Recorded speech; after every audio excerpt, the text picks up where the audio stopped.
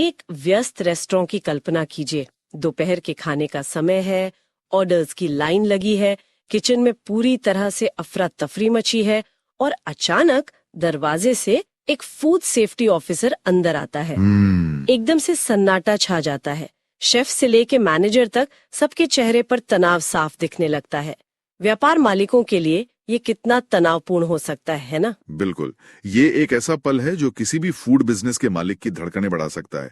सालों की मेहनत और साख सब एक घंटे के निरीक्षण पर टिक जाती है। आज हम इसी पर गहराई से बात करने वाले हैं। 2026 में FSSAI का निरीक्षण सफलतापूर्वक पास करने के लिए असल में क्या करना पड़ता है? ये सिर्फ किचन साफ रखने से कहीं ज्यादा है। हाँ, बहुत ज्यादा है। नियम बहुत गहरे और विस्तृत हैं। और इसमें मदद करने के लिए मैं अपने कई सालों के अनुभव से बताऊंगा कि एक निरीक्षक वास्तव में क्या देखता है, क्या सोचता है और कहां बिजनेस सबसे ज्यादा चूक करते हैं। कुछ बातें ऐसी हैं जो आपको किसी किताब में नहीं मिलेंगी। चलिए फिर शुरू करते हैं। जब एक अधिकारी किसी जगह पर आता है तो वो अपनी जांच शुरू कहाँ से करता है? क्या कोई स्कोरिंग सिस्टम है जिसके आधार पर वो पास या फेल तय करते हैं? हाँ, एक बहुत ही साफ सुथरा सिस्टम है। ये एक 100 पॉइंट स्कोरिंग सिस्टम पर आधारित है। मतलब हर सवाल के 2 जवाब हैं। या तो आप नियम मान रहे हैं, जिसे हम कंप्लायंस कहते हैं, तो आपको पूरे नंबर मिलेंगे। और अगर नहीं? या आप नियम नहीं मान रहे, यानी नॉन कंप्लायंस, तो आपको 0 मिलेगा। लेकिन यहाँ सबसे महत्वपूर्ण नियम है और यहीं सबसे बड़ी गलतफहमी भी है। इसे कहते हैं एस्ट्रिस्क पॉइंट रूल। देखिए, ज्यादातर लोग सोचते हैं कि अगर उनका कुल स्कोर अच्छा है, मान लीजिए 100 में से 90, तो वे पास हो जाएंगे। लेकिन ऐसा बिल्कुल नहीं है। चेकलिस्ट में कुछ सवालों पर एक स्टार, मतलब एक एस्ट्रिक्स का निशान होता है। ये खाद्य सुरक्षा के लिए सबसे महत्वपूर्ण माने जाते हैं। ये वो चीजें हैं जिन पर कोई समझौता हो ही नहीं सकता। ओके। और नियम यह है कि अगर किसी व्यवसाय को इनमें से किसी एक भी एस्ट्रिक्स पॉइंट पर नॉन कंप्लायंस मिलता है तो उसे सीधा फेल माना जाता है। 1 मिनट रुकिए।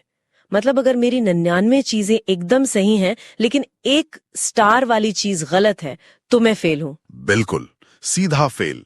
इससे कोई फर्क नहीं पड़ता कि आपका बाकी स्कोर 100 में से 99 ही क्यों ना हो। ये एक तरह का ऑटोमेटिक फेल है। ये तो बहुत सख्त नियम है। ऐसा क्यों है? क्योंकि ये वो पॉइंट्स हैं जो सीधे तौर पर ग्राहक के स्वास्थ्य से जुड़े हैं। देखिए, आप साफ सफाई में थोड़ी कमी को सुधार सकते हैं, पर अगर आपका पीने का पानी ही दूषित है या आप कच्चे और पके खाने को मिला रहे हैं, तो आप सीधे तौर पर लोगों को बीमार करने का खतरा पैदा कर रहे हैं। सही बात है। FSSAI का मानना है कि इन चीजों पर कोई दूसरा मौका नहीं दिया जा सकता। ये एक तरह का जीरो टॉलरेंस जोन है। समझ गए। तो फिर ये खतरनाक एस्ट्रिस्क पॉइंट्स कौन से हैं जिन पर सबको सबसे ज्यादा ध्यान देना चाहिए? वो कौन सी आम गलतियां हैं जो आपने अपने अनुभव में देखी हैं, चाहे वो एक छोटा रेस्टोरेंट हो या एक बड़ी फैक्ट्री? हाँ, बिल्कुल। देखिए, कुछ चीजें तो यूनिवर्सल हैं। मतलब चाहे वो केटरिंग हो, रिटेल हो या कोई बड़ी फैक्ट्री, ये गलतियां हर जगह होती हैं। हर जगह? हाँ, हर जगह। इन्हें हम यूनिवर्सल फेल पॉइंट्स भी कहते हैं। और सबसे पहला और शायद सबसे चौंकाने वाला है पीने योग्य पानी, पोर्टेबल वाटर। पानी? ये तो बहुत सामान्य लगता है। आजकल हर कोई फिल्टर या RO तो लगाता ही है। लगता है पर है नहीं। नियम कहता है कि पानी को IS 10500 मानकों पर खरा उतरना चाहिए। अब ये IS 10500 पानी की शुद्धता का एक सरकारी स्टैंडर्ड है। ठीक है। और इसके लिए हर 6 महीने में NABL या FSSAI द्वारा मान्यता प्राप्त लैब से पानी की जांच रिपोर्ट अनिवार्य है। लेकिन यहीं पर एक जाल है जिसमें लगभग हर दूसरा बिजनेस फंसता है। मैं इसे अमान्य रिपोर्ट का जाल कहता हूँ। अमान्य रिपोर्ट का जाल? इसका क्या मतलब है? इसका मतलब है कि रिपोर्ट तभी मान्य होगी जब लैब का प्रतिनिधि खुद आकर सैंपल इकट्ठा करे। अगर बिजनेस का मालिक या कर्मचारी खुद बोतल में पानी भरकर लैब भेजता है तो FSSAI के लिए वो रिपोर्ट रद्दी के बराबर है। अरे, ऐसा क्यों? क्योंकि इस बात की क्या गारंटी है कि सैंपल उसी सोर्स से लिया गया है जिसका आप दावा कर रहे हैं। मैंने अनगिनत साफ सुथरे रेस्टोरेंट्स को सिर्फ इस छोटी सी प्रक्रिया की गलती की वजह से फेल होते देखा है। ये तो बहुत अहम जानकारी है। मतलब प्रक्रिया ही सब कुछ है। और क्या है इस लिस्ट में? दूसरा है पेस्ट कंट्रोल। ये भी एक एस्टेरिस्क पॉइंट है। जाहिर है, परिसर में कीड़े मकोड़े, लार्वा, मल, अंडे या जाले नहीं दिखने चाहिए। लेकिन एक अनुभवी अधिकारी सिर्फ ये नहीं देखता कि कीड़े हैं या नहीं। तो फिर क्या देखते हैं? हम कुछ और देखते हैं जो कहानी बताते हैं। जैसे हर जगह इलेक्ट्रिक फ्लाई किलर, वो नीली बत्ती वाली EFK मशीनें लगी होती है ना। हाँ, देखिए। नया अधिकारी सिर्फ ये देखेगा कि मशीन चालू है या नहीं, लेकिन हम उसकी कलेक्शन ट्रे को बाहर निकाल कर देखते हैं। अगर वो ट्रे मरे हुए कीड़ों से भरी हुई है तो ये इस बात का पक्का सबूत है कि आपकी सफाई का रिकॉर्ड झूठा है और सफाई रोज नहीं होती। अच्छा, वो छोटी सी ट्रे आपके पूरे सिस्टम की पोल खोल देती है। बिल्कुल। इसके अलावा परिसर में कीटों के जालों का एक नक्शा, जिसे पेस्ट मैप कहते हैं, वो भी होना चाहिए, जिसमें हर जाल की लोकेशन और उसमें क्या पकड़ा गया इसका रिकॉर्ड हो। अब जब भी मैं किसी रेस्टोरेंट में वो नीली बत्ती वाली मशीन देखूंगी तो मैं यही सोचूंगी कि उसकी ट्रे में क्या कहानी छुपी है। अच्छा, पानी और कीड़े मकोड़ों के अलावा इंसानों की सफाई यानी व्यक्तिगत स्वच्छता के बारे में क्या? ये तीसरा यूनिवर्सल पॉइंट है। कर्मचारियों के नाखून कटे हुए होने चाहिए, साफ कपड़े पहनने चाहिए, और अगर कोई घाव है तो उस पर वाटरप्रूफ बैंडेज होना जरूरी है। लेकिन असली परीक्षा तब होती है जब हम मैनेजर से बात नहीं करते। मतलब? अनुभवी अधिकारी सीधे किचन में जाकर किसी भी कर्मचारी से 2-3 सवाल पूछते हैं, जैसे आप हाथ धोने के लिए कौन से 7 स्टेप्स का इस्तेमाल करते हैं, या इस डीप फ्रीजर का सही तापमान कितना होना चाहिए। और लोग जवाब दे पाते हैं? ज्यादातर नहीं। उन्हें बस इतना पता होता है कि हाथ धोने हैं। सही तापमान का तो उन्हें अंदाजा भी नहीं होता। अगर कर्मचारी इन बुनियादी सवालों के जवाब नहीं दे पाते तो ये एक बहुत बड़ा नकारात्मक बिंदु है। ये साफ दिखाता है कि ट्रेनिंग सिर्फ कागजों पर हुई है, असल में किसी को कुछ नहीं पता। तो पानी, कीड़े मकोड़े और कर्मचारियों की सफाई के अलावा मुझे लगता है कि सबसे ज्यादा डर लोगों को कागजी कार्रवाई से लगता होगा। क्या रिकॉर्ड और दस्तावेज भी इतने ही जरूरी हैं? जरूरी है। ये चौथा यूनिवर्सल फेल पॉइंट है, और ये भी एक एस्ट्रिस पॉइंट है। सभी रिकॉर्ड 1 साल या उत्पाद की शेल्फ लाइफ जो भी ज्यादा हो तक संभाल कर रखने होते हैं। यहाँ एक बहुत आम गलती होती है। क्या? अधिकारी की नजर बहुत तेज होती है। वो किचन में घूमते हुए वजन तौलने की मशीन या थर्मामीटर पर लगे कैलिब्रेशन स्टिकर की तारीख पर एक नजर जरूर डालेगा। अगर वो स्टिकर 1 दिन भी पुराना है तो ये सीधा नॉन कंप्लायंस है। कोई बहस नहीं, कोई माफी नहीं। बस एक छोटे से स्टिकर की वजह से? हाँ, बस एक छोटा सा स्टिकर आपकी पूरी मेहनत पर पानी फेर सकता है। ये तो बहुत उपयोगी जानकारी है। ये तो वो बातें हो गई जो लगभग सब पर लागू होती हैं। लेकिन अलग अलग व्यवसायों के लिए नियम कैसे बदलते हैं? जैसे एक केटरिंग बिजनेस के लिए क्या महत्वपूर्ण है जो शायद एक कसाई खाने के लिए उतना ना हो? बिल्कुल, हर व्यवसायी की अपनी चुनौतियां और अपने खास नियम हैं।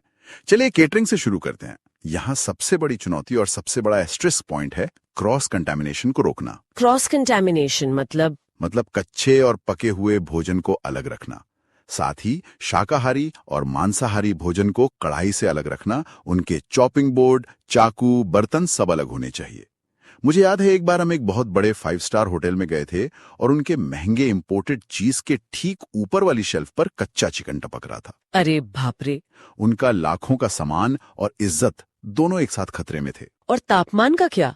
केटरिंग में तो ये बहुत जरूरी होगा। हाँ, ये तापमान का खेल है, और ये भी एक एस्ट्रेस पॉइंट है। नियम बहुत साफ है। पके हुए गर्म भोजन को 65 डिग्री सेल्सियस से ऊपर रखना है, ठंडे भोजन को 5 डिग्री सेल्सियस से नीचे, और जमे हुए भोजन को -18 डिग्री सेल्सियस पर रखना अनिवार्य है। और भोजन को ठंडा करने का भी कोई नियम है? हाँ, और वो बहुत सख्त नियम है। नियम यह है कि गर्म भोजन, मान लीजिए 60 डिग्री पर, उसे 2 घंटे के भीतर 21 डिग्री तक लाना है और फिर अगले 2 घंटे में उसे 5 डिग्री तक पहुंचाना है। लेकिन ये तो सुनने में बहुत मुश्किल लगता है। 2 घंटे में 60 डिग्री से 21 डिग्री पर लाना, ये कैसे मुमकिन है? ये एक बहुत अच्छा सवाल है। मुश्किल है लेकिन नामुमकिन नहीं। बड़े होटलों के पास ब्लास्ट चिलर्स होते हैं। छोटे रेस्टोरेंट्स इसे आइस वाटर बाथ तकनीक से कर सकते हैं। अच्छा।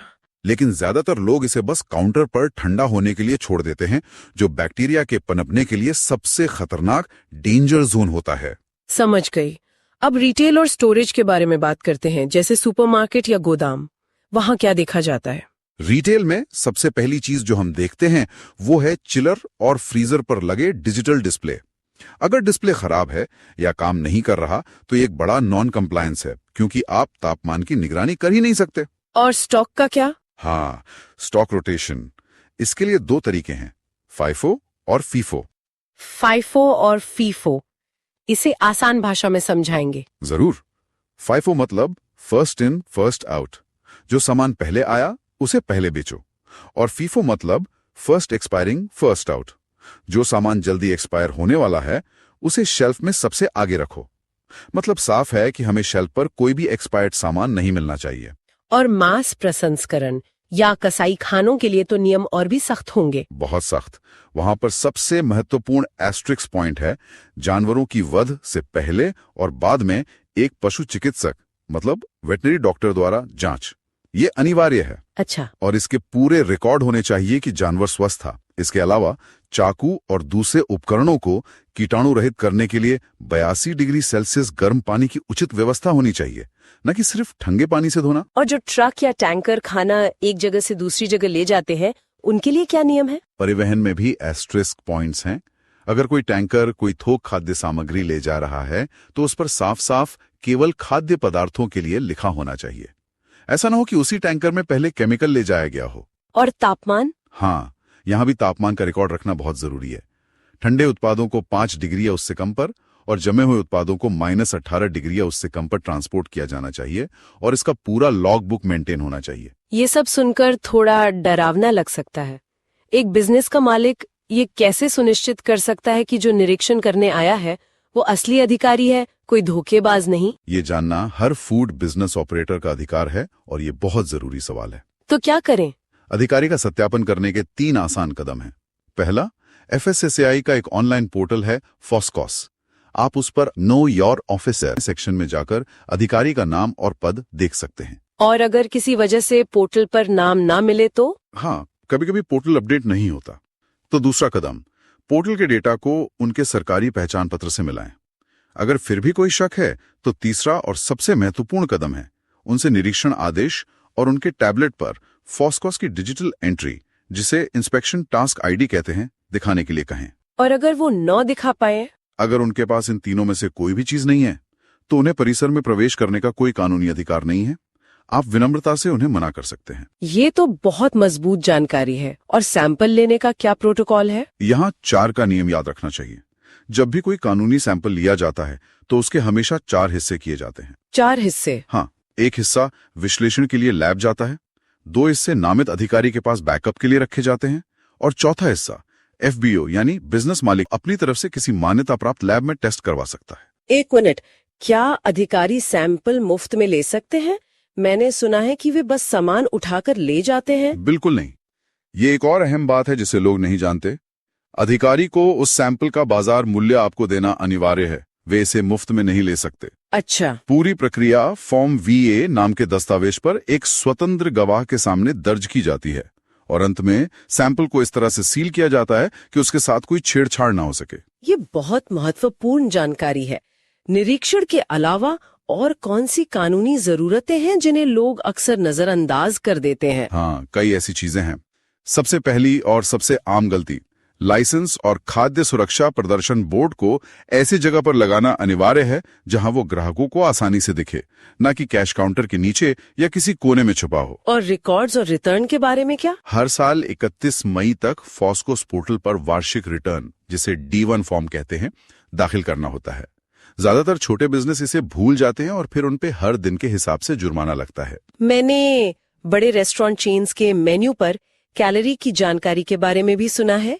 क्या ये भी अनिवार्य है? जी हाँ, अगर आपकी 10 से ज्यादा आउटलेट वाली कोई चेन है तो आपके लिए मेन्यू पर हर आइटम के साथ कैलोरी, सर्विंग साइज और एलर्जी की जानकारी देना अनिवार्य है। और कुछ? एक और नियम है जो अक्सर गायब रहता है। होटलों और रेस्टोरेंट्स को यह साफ साफ प्रदर्शित करना होता है कि कौन सी वस्तु घी में पकाई गई है, कौन सी खाद्य तेल में और कौन सी वनस्पति में। यह पारदर्शिता का एक उत्कृष्ट ग्रेड का संकेत माना जाता है, पर अक्सर लोग इसे लगाना भूल जाते हैं। तो आज हमने बहुत कुछ सीखा। अगर मैं संक्षेप में कहूँ तो सबसे बड़ी बात यह है कि एस्टेरिस्क नियम ही सब कुछ है। बिल्कुल। आप बाकी सब कुछ सही कर सकते हैं, लेकिन एक एस्टेरिस्क पॉइंट पर फेल हुए तो सब बेकार। दूसरा, दस्तावेज और रिकॉर्ड रखना कोई विकल्प नहीं बल्कि एक जरूरत है। और अंत में, निरीक्षण के दौरान अपने अधिकारों को जानना आपको धोखाधड़ी से बचा सकता है।